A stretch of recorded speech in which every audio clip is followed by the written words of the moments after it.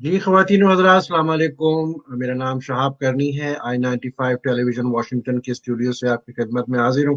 آج یہاں اتوار کی صبح ہے، پاکستان میں شام کا وقت ہے، 6 یا 7 بجے ہوں گے. میرے ساتھ حسب معمول اس سیگمنٹ میں جو دین کی حقیقت ہم جاننے کے لیے حاضر ہوتے ہیں، عطا بخاری صاحب لاہور سے جوائن کر رہے ہیں. السلام علیکم عطا بخاری صاحب، کیسے ہیں آپ؟ السلام علیکم سر، کیا حال ہے سر؟ ٹھیک ہے؟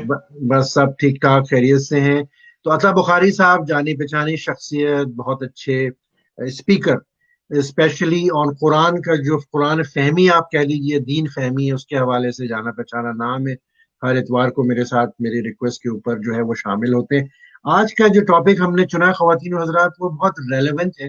جس کرائسس سے کہہ لیجئے یا جو پاکستان کی جو اس وقت موجودہ صورتحال ہے اس سے ہم لوگ گزر رہے ہیں، اس خطے کے مسلمان. تو اس کے لیے ہم نے یہ ٹاپک جو ہے وہ آج کا شیئر کیا ہے، چنا ہے. عطا بخاری صاحب کے ساتھ ہم ان سے سنیں گے، اور وہ ہے شرک. کہ شرک کیا ہوتا ہے؟ بخاری صاحب پہلے شرک کو ڈیفائن کیجیے گا. جی. اصل میں شرک کا جو کانسیپٹ ہے یہ کسی نہ کسی شکل میں تمام مذاہب میں ہے. جوڈیزم میں بھی ہے، کرسچینٹی میں بھی ہے، اس طرح مسلم جو ہمارے فرقے ہیں ان کے اندر بھی ہے. لیکن قرآن نے جو شرک کا کانسیپٹ پیش کیا ہے وہ کسی بھی مذہب میں نہیں ہے. قرآن نے بڑا اس کو سائنٹیفک لیول کے اوپر اس کا کانسیپٹ پیش کیا ہے کہ شرک ہوتا کیا ہے. اصل میں دو طرح کی چیزیں ہیں. ایک تو اللہ نے کائنات، یہ جو کائنات کی علوم ہے، اور دوسرے ہیں انسانی معاملات. تو کائنات کی جتنی بھی چیزیں ہیں، سورج چاند ستارے، وہ تو اللہ کے قوانین جو اس کے اندر رکھے ہوئے ہیں اس کے مطابق وہ اپنے فنکشن پرفارم کر رہے ہیں. انسانوں کے ہاں معاملہ کچھ اور ہو جاتا ہے، اس کو ارادہ اور اختیار دیا ہوا ہے. تو اس لیے یہ جو ہے اس کے اندر کوئی ڈائریکشن نہیں رکھی ہوئی.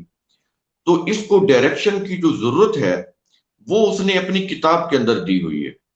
اس لیے جب انسان اس کتاب کی روح سے اپنا کوئی نظام حیات نہیں بناتے جس کو قرآن نے الدین کہا ہے، اس کے لیے تو پھر ایک اسٹیٹ چاہیے. اس اسٹیٹ کے اندر اقتدار ہوگا، حکومت ہوگی، اس کے ادارے ہوں گے، اس کی ہاں عدلیہ ہوگی، پارلیمنٹ ہوگی، ایوان ہوں گے جہاں پہ ڈسکشنز ہوتی ہیں ملکی معاملات کی. تو اس سلسلے میں وہ قوانین دیتا ہے اپنی کتاب کے اندر. تو اگر ان قوانین کو آپ امپلیمنٹ کر دیں تو انسانی معاشرہ گرو کرتا ہے، پروگرس کرتا ہے، وہ ایک ویلفیئر اسٹیٹ بن جاتی ہے. اگر معاشرے کے لوگ اللہ کے قوانین کی بجائے اپنے کوئی مفاد پرستی کے سیاسی، معاشی، مذہبی، مسلکی نظام لے کر آئیں، ان کو ریاست کی سطح کے اوپر جب نافذ کریں گے تو یہ شرک ہو جائے گا. اس شرک سے ہوگا کیا؟ معاشرہ ڈس انٹیگریٹڈ ہو جائے گا، اس کے اندر انٹیگریشن نہیں رہے گی. انٹیگریشن ایک ہی صورت میں رہ سکتی ہے کہ آپ من و ان جو اللہ کے قوانین ہیں وہ اسٹیٹ میں امپلیمنٹ کر دیں. کیونکہ وہ جو قوانین ہیں انسانی معاملات سے متعلق، ان کے سلوشن انسانی عقل معلوم نہیں کر سکتی. آپ کو یا انسانوں کو جو عقل دی ہے وہ سائنٹیفک سطح کے اوپر آبزرویشن کر کے، پریگمیٹک ٹیسٹ کر کے کوئی ڈسکوری تو کر سکتی ہے کائنات میں، لیکن وہ انسانی مسائل کا، معاملات کا حل نہیں تلاش کر سکتی. اس کے لیے اللہ تعالیٰ نے اپنے اصول، ضابطے اور قوانین دیے ہیں. وہ کانسٹینٹ ہیں، وہ انچینجبل ہیں. اس کو آپ نہ چینج کر سکتے ہیں، نہ ان کی جگہ پر اپنے مذہبی کوئی فقہ یا شریعت کے قوانین لا سکتے ہیں. جب بھی لائیں گے تو یہ شرک ہو جائے گا. معاشرہ جو ہے ڈس انٹیگریٹڈ ہو جائے گا، فرقے بنیں گے، سیکٹ بنیں گے، سیکٹیریل وائلنس ہوگا اس کے اندر، اور اس میں پھر فتنہ ہوگا، فساد ہوگا، جس طرح کے مسلم ممالک میں اس وقت سب سے زیادہ وہ اس کی لپیٹ میں ہے. یہ ہے شرک. اچھا یہ بتائیے بخاری صاحب کہ شرک انسان میں کیسے آتا ہے اور انسان کے رویوں میں کیسے آتا ہے؟ کہ اگر مجھ میں شرک آ رہا ہے تو کیا اس کے سائنز اور سمپٹمز ہوں گے، اور کیا اس کی نیگیٹو جو ہے انفلوئنس میری شخصیت پہ پڑتا ہے؟ میں پہلے یہ بتاؤں گا کہ شرک آتا کیسے ہے، تھوڑا سا ہمیں قرآن کی طرف پھر جانا پڑے گا، میں بڑے مختصر جاتا ہوں۔ دیکھیں وہ کہتا ہے کہ اعوذ برب الناس ملک الناس الہ الناس، یہ دیکھیں یہ جو اعوذ ہے برب الناس ہے، اس کے اندر حفاظت اور ربوبیت آ جاتی ہے۔ ربوبیت کا مطلب یہ ہے کہ اس نے جتنا بھی یہ یونیورس بنائی ہے اس کا فارمیٹ ایسا رکھا ہے کہ یہ انسانوں کو رزق پرووائڈ کرے۔ زمین کے اندر جتنی بھی گیسز ہیں، منرلز ہیں، معدنیات ہیں، جو کچھ بھی، وہ بھی انسان کو یہ رزق پرووائڈ کر رہی ہیں، اس کے لیے معیشت کا سامان ہے۔ اسی طرح وہ کہتا ہے مالک الناس، اس میں اس کی آنرشپ آ جاتی ہے۔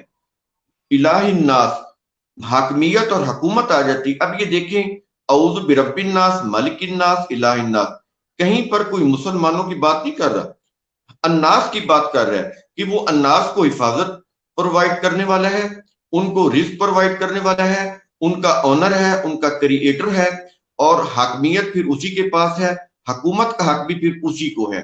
وہی انسانوں کی نیڈز اینڈ وانٹس کو جانتا ہے کیونکہ ان کا کریٹر ہے، اس کو پتا ہے کہ ان کی نیڈز اینڈ وانٹس کیا ہیں۔ اس سے ریلیٹڈ پھر اس نے قوانین خود ہی دیے ہیں، انسانی عقل ان کو معلوم نہیں کر سکتی۔ اب اسی طرح دوسرے پہ آ جائیں تو وہ کہتا ہے کہ لم یلد ولم یولد، نہ وہ کسی کی اولاد ہے نہ اس کی کوئی اولاد ہے۔ اس سے پھر خدا کا کانسیپٹ کیا ڈیولپ ہوتا ہے کہ یہ ایسا خدا ہے جو کسی خاص رنگ، نسل، قبیلہ، قوم، علاقہ یا زمانہ کا خدا نہیں ہے، اس کا کسی سے کوئی رشتہ داری نہیں ہے۔ وہ انسانی جذبات، غمی، خوشی، دکھ، افسوس، انتقام، رعایت، جھکاؤ، یہ انسانی جذبات ہو تو وہ نہیں ہوتے، تو پھر اس کے ہاں کیا ہوتا ہے؟ Rule of law. اور آگے کہتا ہے کہ ولم یکن لہ کفوا احد، کوئی بھی اس کا شریک یا ہمسر نہیں۔ یہ کس چیز میں اس کا شریک یا ہمسفر نہیں ہے؟ اب آئے گا اس کا اصل جواب جو آپ مانگ رہے تھے۔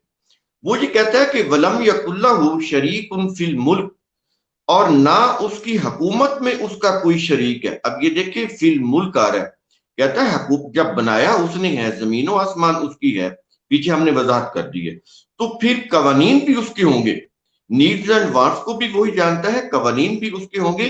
تو اگر اس کی جگہ پہ آپ اپنے کوئی مذہبی قوانین لے کر آئیں گے، سیاسی، معاشی یا مذہبی، تو یہ پھر شرک ہو جائے گا۔ شرک اس طرح سے آتا ہے۔ اور آگے کہتا ہے کہ مالہم من دونہ من ولی، انسانوں کے لیے اللہ کے سوا کوئی ولی یعنی کوئی گائیڈ نہیں ہے، کوئی ان کا سرپرست نہیں ہے۔ اور آگے کہتا ہے کہ ولا یشرک فی حکمہ احدا، پھر وضاحت کر رہا ہے کہ شرک کیا ہوتا ہے۔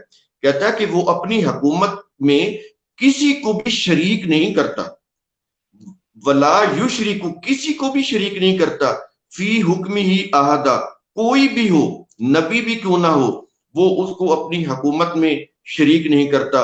اور آگے پھر وہ نبی کے لیے، انبیاء کے لیے کہہ رہا ہے، کہتا ہے کہ ما کان لبشر ان یؤتیہ اللہ الکتاب والحکمہ والنبوہ، کہ کسی بشر کے لیے جائز نہیں ہے کہ اللہ اس کو الکتاب دے یعنی ضابطہ حیات دے، والحکم اور اس کو حکومت دے، والنبوہ اور اس کو نبوت دے، ثم یقول للناس کونوا عبادا لی من دون اللہ، اور وہ لوگوں سے کہے کہ تم اللہ کو چھوڑ کر میرے محکوم بن جاؤ۔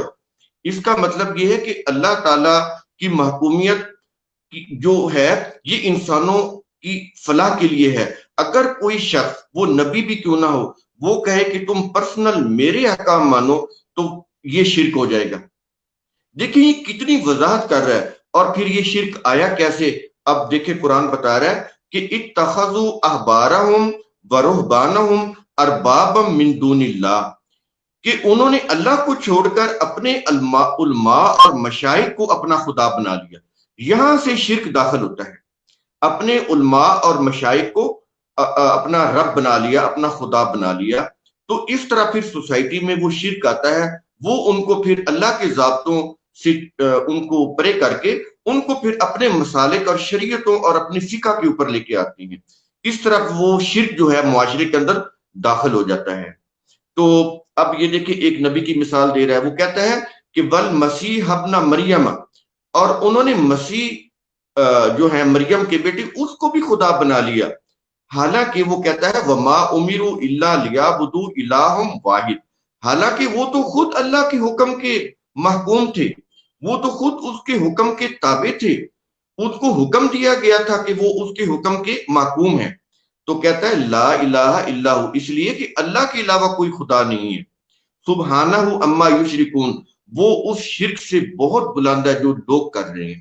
اس سے آپ کو بخوبی اندازہ ہو گیا ہوگا کہ وہ شرک کس کو کہتا ہے، اور شرک معاشرے میں داخل کیسے ہوتا ہے، احبار اور رہبان کے ذریعے سے۔ دیکھیں یہ جو احبار ہوتے ہیں یہ قرآن کی اصطلاح ہے، یہ صرف عیسائیوں اور یہودیوں کے لیے نہیں کہا گیا، قیامت تک کے لیے جس مذہب کے بھی علماء اور مشائخ ہوں گے۔ احبار کہتا ہے وہ جو شریعت کے علماء ہوتے ہیں، فقہ کے علماء ہوتے ہیں، جو جن کے متعلق قرآن کہتا ہے کہ یکتبون ایدیہم، اپنے ہاتھوں سے وہ لکھتے ہیں اور کہتے ہیں کہ یہ اللہ کی طرف سے شریعت ہے۔ تو وہ یہ تو ہو گئے ان کے احبار، اور رہبان ہوتے ہیں وہ ان کے جو پیر ہوتے ہیں، ان کے جن کو وہ اپنا اولیاء مانتے ہیں، اپنا امام مانتے ہیں، وہ ان کے وہ جو روحانیت کے ان کے بزرگ ہوتے ہیں، ان کے لیے قرآن کریم جو ہے رہبان کی اصطلاح استعمال کرتا ہے، دونوں کو لے آتا ہے، کہتے ان کے ذریعے سے شرک سوسائٹی کے اندر داخل ہوتا ہے۔ بہت آپ نے بڑا اچھا جو ہے اس کو کور کیا تھا بخاری صاحب، اور نئے سوال کے لیے میرے لیے ایک جگہ آپ نے پیدا کی ہے بہت اچھی طرح سے۔ یہ بتائیے کہ میرے اندر شرک آ گیا، میں کنفیوز ہو گیا، اور جو بیسک قرآن کی جو ٹیچنگز ہیں اور جو جو کہنا چاہیے کہ لغوی معنی میں امپلیمنٹ ہونا چاہیے، تو میرے جیسے 22 کروڑ لوگ جب مل کے اس بیسک ٹیچنگ سے ہٹ جاتے ہیں اور میجورٹی ہم میں سے جو ہے وہ شرک کا شکار ہو جاتی ہے، تو پھر وہ حکومت، ریاست اور معاشرہ کیسا بن جاتا ہے، اور اس میں کتنا بڑا کنٹریبیوشن ہم لوگ کرتے ہیں نیگیٹو طور پہ اس کو تباہ کرنے میں، کیا کہیں گے؟ دیکھیے میں اس میں پھر یہ دیکھیں کہ سورہ المائدہ کی 3 آیات ہیں، بڑا ہی واضح کر رہا ہے۔ وہ کہتا ہے کہ ملم یحکم بما انزل اللہ فاولئک هم الکافرون، ایک چیز، اور انہی کے متعلق کہہ رہا ہے فاولئک هم الظالمون، دوسری چیز، اور تیسری کہہ رہا ہے کہ فاولئک هم الفاسقون۔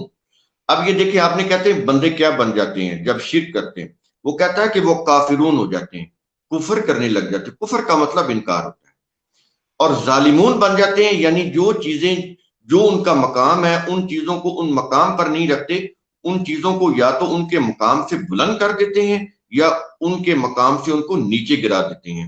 اور فاسقون کیا ہوتے ہیں، ترجمہ ہوا پڑا ہے کہ وہ گناہ گار۔ دیکھیں گناہ گار کا معاملہ نہیں ہے، فاسقون کا مطلب ہوتا ہے کہ جو پیٹرن زندگی گزارنے کا اللہ نے اپنی کتاب کے اندر دیا ہے اس پیٹرن سے وہ ہٹ جاتے ہیں، وہ اپنے پیٹرن میں نہیں رہتے۔ جو چیز اپنے پیٹرن میں نہ رہے، پھل کا گودا اگر اپنے چھلکے سے شیل سے باہر نکل جائے تو وہ ضائع ہو جاتا ہے، کوئی نہیں اس کو خریدے گا، کوئی نہیں اس کو کھائے گا، کیونکہ وہ اپنے پیٹرن سے باہر نکل گیا، وہ ضائع ہو گیا، وہ گل سڑ گیا۔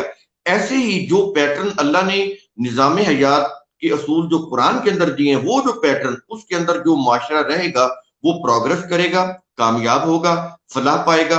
اگر اس پیٹرن سے ہٹ کر اپنا کوئی سیاسی، معاشی، مذہبی نظام بناتا ہے تو وہ اسی پھل کی طرح جو جس کا گودا باہر نکل کے گل سڑ جاتا ہے، بالکل اس کی حالت ویسی ہی ہو جائے گی۔ اس کا مطلب تو یہ ہوا کہ اگر میں ذاتی طور پہ اور ایک معاشرہ جو ہے کلیکٹیو طور کے اوپر شرک کر رہے ہیں تو یہ تو پھر ہم نقصان پہنچا رہے ہیں اس سوسائٹی کو، اس معاشرے کو جس میں ہم رہتے ہیں۔ تو کیا یہ ایک اتنا یہ شرک جو ہے جو ہم کر رہے ہیں موجودہ دور میں، یہ گناہ کبیرہ نہیں؟ دیکھیں یہ گناہ کبیرہ اور صغیرہ کی جو لسٹیں ہیں یہ ہمارے احبار اور رہبان نے مرتب کی ہیں، قرآن کے اندر تو گناہ کا لفظ ہی نہیں۔ اس کے اوپر ہم پھر کو علیحدہ ویڈیو کریں گے۔ قرآن کے اندر اسم کا لفظ ہے، الف سے میم اسم۔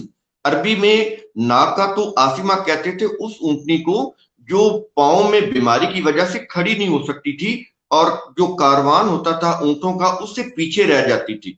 تو قرآن کریم اسیم قوم اس کو کہتا ہے جو عصر حاضر کے علوم حاصل نہیں کرتی، عقل و فکر سے کام نہیں لیتی اور ترقی یافتہ قوموں سے پیچھے رہ جاتی ہے۔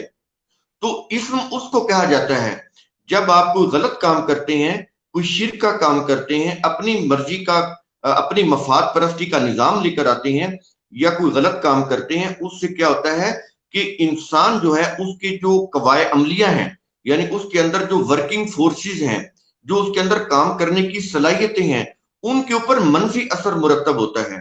اس سے اس کی جو شخصیت جو تعمیری ہونی چاہیے وہ تخریبی بنتی چلی جاتی ہے، اس کا تعمیری جو قوت ہے وہ کم ہوتی چلی جاتی ہے، تخریبی قوت پھر اس کی بڑھتی چلی جاتی ہے، وہ کمزور قوم ہو جاتی ہے، ترقی یافتہ قوموں سے پیچھے رہ جاتی ہے۔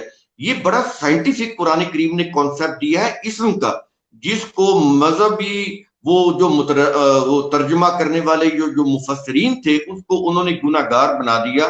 یہ تو بڑی ہی مومل سی اصطلاح ہے، اس کی کوئی حیثیت نہیں ہے۔ اسم کے یہ معنی ہے جو میں نے آپ کو بتایا، یہ بڑے سائنٹیفک لیول پہ قرآن بات کرتا ہے۔ ماشاءاللہ۔ تو اب خیر چلے، آپ اس پہ ایگری ابھی نہیں کر رہے آج کے ہمارے نشست کے اندر کہ یہ کبیرہ ہے یا صغیرہ ہے، لیکن ایک بات بتائیے کہ کیا اس شرک سے جو ہم معاشرے کو ڈیمیج کرتے ہیں، سوسائٹی کو نقصان پہنچاتے ہیں، انسانیت کو اپنی غلط فہمی کی وجہ سے، غلط نا فہمی قرآن کے جو اصل میسج ہے اس کی وجہ سے، جو ہمارا کمزور ہے، ہماری جو لرننگ کا پروسیس ہے، تو کیا اس کی وجہ سے یہ بہت بڑا ڈیمیج ہم نہیں کر رہے سوسائٹی کو؟ کیا اس کی معافی ہے؟ دیکھیں، اس کے لیے آپ کوئی بھی کسی بھی مسلم ملک کو آپ ایگزامپل سیٹ کر لیں، اس کے اندر شرک کی وجہ سے، کیونکہ وہاں پر کیا ہوتا ہے کہ وہ کہتے ہیں کہ قرآن کے ساتھ وہ جو انسانوں کی لکھی ہوئی کتابیں، تو جب اس کو ساتھ ملاتے ہیں اس کی روح سے انہوں نے اپنے قوانین بنائے ہوئے ہیں۔ پاکستان میں بھی یہی ہے کہ ایبسولوٹ قرآن نہیں، ایبسولوٹ قرآن نہیں ہے، وہاں پر قرآن کے ساتھ انسانوں کی لکھی ہوئی کتابیں ملائے گی، اس کی روح سے انہوں نے ہر مسلم کنٹری نے اپنے قانون بنائے ہوئے ہیں، جس کو وہ شرعی قانون بھی کہتے ہیں، شرعی عدالتیں بھی بنی ہوئی ہیں۔ لیکن آپ یہ دیکھیں سب سے زیادہ وہ جو ڈس انٹیگریٹڈ قومیں ہیں وہ مسلم ممالک کے اندر ہیں۔ ویسٹرن کنٹریز میں تو وہ پھر بھی ایک نیشن بن گئے، لیکن آپ یہ دیکھیں کہ کوئی بھی مسلم ملک اٹھا لیں اس میں کتنے فرقے ہیں، ہر فرقہ ایک دوسرے کو کافر کہہ رہا ہے، وہاں پہ انتشار ہے، فساد ہے، جھگڑا ہے، ایک دوسرے کو وہ مرتد کہہ رہے ہیں، واجب القتل کہہ رہے ہیں۔ تو یہ کیا جہنم سے کم ہے یہ جو چیزیں ہو رہی ہیں؟ اور پھر اس بحث میں جانے کی ضرورت ہی نہیں ہے کہ یہ گناہ کبیرہ ہے یا صغیرہ ہے، یہ تو اتنے نقصانات اس سوسائٹی کو ہو رہے ہیں، آپ وہ دور نہ کریں ایک نظریاتی بحث میں پڑ جائیں کہ کبیرہ ہے یا صغیرہ ہے۔ دیکھیے اتنے بڑے نقصان، وہ کہتا ہے کہ جو الفتنہ تو اشد من القتل، قرآن کہہ رہا ہے جو فتنہ ہے وہ قتل سے بھی بڑا ہے، اور شرک سے جو فتنہ پیدا ہوتا ہے، یہ جتنی بھی فرقہ واریت ہے، جتنے بھی سیکٹ بن چکے ہیں جو ایک دوسرے کو مار رہے ہیں، کافر کہہ رہے ہیں، تو کیا یہ عذاب نہیں ہے مسلم ممالک کے اوپر؟ اس سے بڑا کیا عذاب ہوگا؟ صغیرہ اور کبیرہ ڈیفائن ہو گیا ایک طرح سے۔ اچھا یہ بتائیے عطا بخاری صاحب کہ آج کل خاص کر جس خطے سے جہاں آپ بیٹھے ہوئے ہیں، ہم بھی وہیں پیدا ہوئے پاکستان میں، جو ہمیں ریلیجیس کرائسس نظر آ رہا ہے، کیوس کنفیوژن نظر آ رہا ہے، اور آپ نے جیسے فرمایا کہ جی قوم بننے کے لیے اس بیسک کی طرف جانا پڑے گا، اور شرک ایک قوم کی نفی کر رہا ہے، قوم نہیں بن سکے، تو کیا ہم 73-74 سال میں قوم نہ بننے کی وجہ لنگوسٹک یا لسانی ڈویژن کے علاوہ ریلیجیس ڈویژن بھی ہے، اور اس میں شرک کا فیکٹر کتنا بڑا ہے؟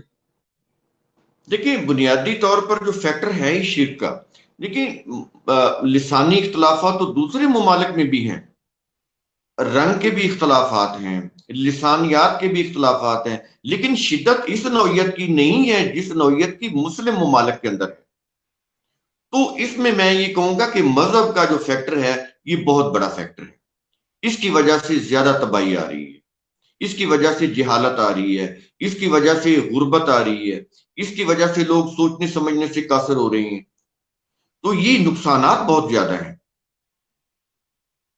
چلے ہم نے سارے جو نیگیٹو چیزیں، جو نیگیٹو فیکٹر ہے وہ ایڈ ہوتے ہیں شیک کی وجہ سے، تو میرا آپ سے آخری سوال یہ ہے عطا بخاری صاحب کہ اس چیز کو ریورس کرنے کے لیے ہمیں کیا کرنا پڑے گا؟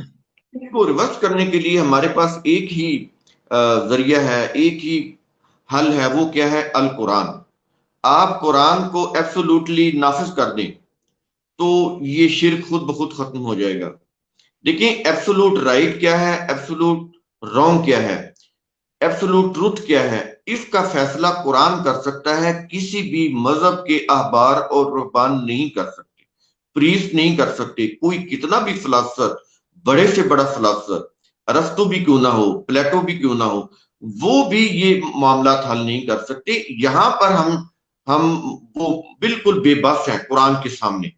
جب تک قرآن کے اصول ایبسولوٹلی نافذ نہیں کیے جاتے اس وقت تک کوئی حل نہیں ہے. ایبسولوٹ قرآن کے ساتھ جب بھی آپ انسانوں کی کتابیں ملائیں گے، اس کی روح سے آپ اسٹیٹ کا نظام بنائیں گے، تو پھر یہ مشکل ہو جائے گی، پھر یہ شرک ہو جائے گا، پھر وہی ڈس انٹیگریٹڈ جو معاشرہ ہے وہی وجود میں آئے گا. اس کے علاوہ کوئی حل نہیں. لیکن بخاری صاحب ہر انسان جو کم سے کم، میں قرآن کے حوالے سے بات کر رہا ہوں، اسلام کے حوالے سے، پچھلے 1400 سال میں بڑے بڑے تفسیریں لکھی گئی، انٹرپریٹیشن ہوئے، بڑے بڑے نام عرب میں بھی تو فارس میں بھی پیدا ہوئے، انہوں نے قرآن کی ہمیں بتایا کہ بھئی ایسے نہیں ایسے ہوگا. تو سوال یہ کہ کون صحیح ہے کون غلط ہے، اس کا فیصلہ کون کرے؟ قرآن. نہیں تو وہ تو کہتا ہے جو میں نے قرآن کو سمجھا میں صحیح ہوں، آپ نے قرآن کو سمجھا آپ صحیح ہیں، ہم آپس میں نہیں ایگری کر پا رہے. اس قرآن کا کیا کریم حل ہے؟ جو قرآن کریم کی جو عربی مبین ہے وہ فیصلہ کرے گی. اصل میں پرابلم میں نے پہلے بھی آپ کو بتایا تھا، جو انٹرپریٹیشن ہے وہ روایات کی روح سے ہے. میں نے اس میں آپ کو ایگزامپل دے کر بتایا تھا کہ یہ آیات عربی، جب عربی ٹیکسٹ میں لکھا ہوا ہے قرآن الفجر، تو جو پڑھنے والے ان کو نہیں پتا کہ نیچے ترجمہ نماز فجر ہوا پڑا ہے. تو چلیں چلیں یہ تو مطلب کوئی ایسی بات نہیں ہے جس چلیں کو وہ سمجھ نہ سکے. عام لوگوں کی سمجھ کے لیے اب آپ نے ایک مثال یوز کی، آخری میں سوال میں ایڈ کر رہا ہوں. آپ نے فجر کا ایک مثال کے طور پہ آپ نے قرآن کے حوالے سے فجر کو ڈیفائن کرا، آپ کی کیا انٹرپریٹیشن ہوگی فجر کے حوالے سے؟ کیا سمجھ کیا ہے، کیا میسج دے رہا ہے قرآن؟ دیکھیے لفظ ہے قرآن الفجر. میں ایک مثال، قرآن الفجر، لوگ جانتے ہیں قرآن کیا ہے اور لوگ یہ بھی جانتے ہیں کہ فجر کیا ہے. اس میں تو ایکسپلینیشن کرنے کی ضرورت ہی نہیں ہے. لوگوں نے یہ فیصلہ کرنا ہے کہ قرآن الفجر جو الفاظ ہیں، قرآن کے نیچے نماز لکھا ہوا ہے، تو کیا نماز، یہ نہیں جانتے، یہ بھی جانتے کہ نماز کیا ہے، نماز پڑھتے ہیں اور یہ قرآن بھی پڑھتے ہیں، تو ان کو یہ بھی پتا ہے کہ نماز کیا ہے اور قرآن کیا ہے، لیکن ترجمے میں وہ اسی کو مانتے چلے جا رہے ہیں، نماز فجر. تو فرق کیا ہے عام آدمی کے لیے؟ سوال کر رہا ہوں میں لوگوں کو کہ پتا کیا ہے. فرق ہے، کیا؟ دیکھیے فرق تو تب ہونا کہ لوگوں کو پتا نہ ہو کہ نماز کیا ہے اور قرآن کیا ہے. جب یہ قرآن ہے آپ ان کے سامنے پڑھیں گے یا کتاب رکھیں گے تو ان کو پتا ہے کہ یہ قرآن ہے. وہ اس کو کبھی بھی نماز نہیں کہیں گے قرآن کو، اور نماز کو کبھی بھی قرآن نہیں کہیں گے. تو جب ترجمہ آ جاتا ہے نیچے کہ قرآن الفجر، تو وہ ان ترجموں کی روح سے یہی سمجھتے ہیں کہ نماز فجر. بس ترجمہ صحیح نہیں، تو یہ تو آپ خود فیصلہ کریں. اب آپ یہیں پہ جانتے ہیں نا گڑبڑ ہے. نماز کو. دیکھیے ہم نماز پڑھتے ہیں، قرآن بھی پڑھتے ہیں، تو پھر آپ نے یہاں فیصلہ کرنا کہ عربی ٹیکسٹ میں تو قرآن لکھا ہوا ہے، تو ہم اس کا ترجمہ نماز کیسے کر سکتی ہیں. بہت عمدہ نقطہ اٹھایا آپ نے، اب اس پہ بات ہوگی انشاءاللہ آنے والے ایپیسوڈ میں. اس کی وجہ یہ بخاری صاحب کے جو اس وقت جو مسلمان یا اس مذہب کے جو پیروکار ہیں 80% سے زیادہ وہ اس خطے میں رہتے ہیں یا ان ملکوں میں رہتے ہیں جہاں عربی ان کی لینگویج نہیں ہے. تو یہاں تو 1400 سال میں جو جنریشنز پیدا ہوئی، وہ انگریزی میں ہم کہتے ہیں کہ polluted and corrupted message from member. اور وہ ممبر جو ہے وہ بلونگ کرتا ہے مسلک، اور اس ممبر کے تھرو ان کی معیشت چلتی ہے. جو آپ نے کہا جو ہمارے پریسٹ ہیں، یا ان کو ملا کہہ لیں، مولوی کہہ لیں، اسکالر نہیں. تو اب وہ ایک بہت بڑا ایک ٹاپک ہے، اور اگر وہ اس چیز کو اپنے معیشت کے لیے نہ چلائیں تو پھر ان کی معیشت ختم ہو جائے گی. لیکن اس سے نقصان ہی ہو رہا ہے کہ ہم قرآن سے ہٹ رہے ہیں اور قرآن فہمی سے ہٹ رہے ہیں. عام آدمی سفر کر رہا ہے، معاشرے سفر کر رہے ہیں. آخری اگر کچھ الفاظ کہنا چاہیں بخاری صاحب، ورنہ یہ کہ نیکسٹ اتوار کو انشاءاللہ اس کو فالو کریں گے، کیا پیغام دینا چاہیں گے عطا بخاری صاحب پلیز؟ میرا پیغام یہ ہے کہ ہم اپنی جو بھی کوتاہی یا غفلت ہے اس کا ذمہ دار دوسروں کو نہ ٹھہرائیں. دیکھیں ہم پریسٹ کو الزام نہ دیں. پریسٹ نے تو اپنے مفاد کے لیے کرنا ہے، ان کو جو بھی ان کا مفاد نظر آئے گا وہ تو اس کو پھیلائیں گے، اس کو شریعت بھی بنائیں گے، فقہ بھی بنائیں گے. تو دیکھیں ہم اپنا سوچیں کہ ہم کیا کر رہے ہیں. ہم جب ان کے قوت بازو بنیں گے، ان کو ڈونیشن دیں گے، ان کو اسٹیبلش کریں گے سوسائٹی کے اندر، تو پھر ہم برابر کے مجرم ہیں. تو میں اس سے یہ نہیں ہے کہ ہم بریوز جمع ہو گئے، نیور. قرآن کریم کے اندر مکالمہ پیش کیا گیا ہے، جو چیز کل کو پیش آنی ہے قرآن نے پہلے ہی بتا دیا ہے کہ جہنم کے اندر مکالمہ، کہ وہ جو فالورز ہوں گے وہ لعنت ملامت کریں گے اپنے لیڈر سے. وہ کہیں گے کہ تم نے ہمیں پھنسا دیا، تم خود بھی گمراہ ہوئے اور ہمیں بھی تم نے گمراہ کر دیا. وہ ان کے جو پریسٹ ہوں گے، جو ان کے لیڈرز ہوں گے، وہ ان کو کہیں گے کہ ہم نے تمہیں مجبور نہیں کیا تھا کہ تم ہماری جماعت میں شامل ہو جاؤ، ہماری جھنڈیاں لگاؤ، ہمارے بینر لگاؤ، ہمارے نعرے لگاؤ. ہم نے تمہیں مجبور نہیں کیا تھا کہ تم ہمارے فالورز ہو جاؤ، تم اس لیے ہمارے پاس آئے کہ تمہارا اس میں فائدہ تھا، تم اس لیے آئے، اپنے فائدے کے لیے آئے. تو وہ پھر اللہ کے پاس جائیں گے کہ اللہ ان کو دگنا عذاب دے کہ انہوں نے ہمیں بھی گمراہ کیا، خود بھی گمراہ ہوئے. تو اللہ کا جواب سن لیں، قرآن میں ہے کہ اللہ کہے گا کہ تم دونوں کو دگنا عذاب ہوگا، اس لیے کہ یہ جو لوگ تھے تمہاری طرح ہی عام لوگ تھے. تو ان کو پریسٹ کس نے بنایا، ان کو لیڈر کس نے بنایا، ان کو علماء، اس کو شیخ کس نے بنایا؟ تمہیں نے بنایا. تم نے ان کو ڈونیشن دیا، تم نے ان کو ان کے جلسے کرائے، تم نے ان کو اپنا پیر شیخ بنایا تو یہ بنے، ورنہ یہ تمہاری طرح عام لوگ تھے. اگر تم ان کو نہ بناتے تو یہ بھی اپنی محنت کر کے اپنی روزی کما رہے ہوتے جیسے تم کماتے تھے. تو تم برابر کے ذمہ دار ہو. یہ میرا آخری message. Thank you very much عطا بخاری صاحب. بہت ہمیں فیڈ بیک مل رہی ہے. انشاءاللہ خواتین و حضرات اپنا چیٹ باکس پہ یا میسج کے ذریعے ہمیں آپ بتائیے کہ کون سے ایسی ایشوز ہیں جس کے اوپر آپ قرآن فہمی کی طرف جانا چاہیں گے، اور ہم پھر ریکویسٹ کریں گے بخاری صاحب سے کہ اگلے ہفتے ان ٹاپکس کو ٹچ کیا جائے. خواتین مجھے اجازت دیجیے I-95 USA کے ٹیلی ویژن اسٹوڈیو سے. بخاری صاحب آپ کو بہت شکریہ. اسی وقت انشاءاللہ اگلے اتوار کو اگر زندگی رہی تو پھر حاضر ہوں گے. اپنا خیال رکھیے گا. ان الفاظ کے ساتھ مجھے اجازت دیجیے. بہت شکریہ. السلام علیکم.